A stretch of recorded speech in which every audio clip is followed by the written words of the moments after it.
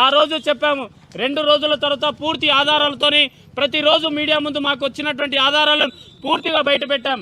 ఈరోజు ఏదైతే మంగ్లీ గారి సోదరుడు శివ చౌహాన్ ప్రెస్ మీట్ పెట్టారు.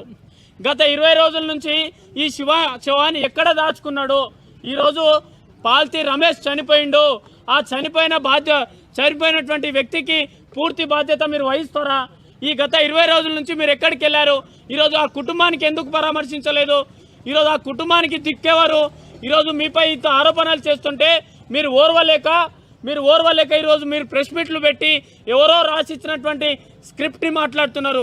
మరి ఇదే అసిస్టెంట్ రమావత్ రమేష్ చెప్తున్న దాంట్లో క్లారిటీ ఉంది కదా. నువ్వు చెప్పే దాంట్లో, రమావత్ రమేష్ చెప్పే దాంట్లో, మరి కోకాపేట్ సర్వీస్ సెంటర్లో నువ్వు బండి 10 నిమిషాల పాటు ఎందుకు ఆపినావు? అక్కడికి వెళ్ళి 30 లక్షల రూపాయల బ్యాగు ఏ కారులో పంపించినావు? ఈ క్లారిటీ చెప్పకుండా ఎందుకు నువ్వు జంప్ అవుతున్నావు? శివ చౌహాన్ దీనికి పూర్తి ఆధారాలు.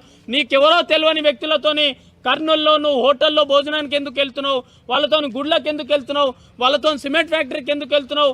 మరి కర్ణాటక మాజీ మంత్రి తన మనవడి దగ్గర నువ్వు డబ్బులు ఎందుకు తీసుకున్నావు?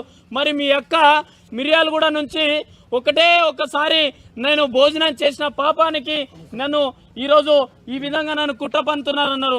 మరి ఈ ఫోటో ఎక్కడిది? మీ అక్క ఒక్కసారి కలిసిందన్నది కదా, మరి ఈ ఫోటో ఎక్కడిది?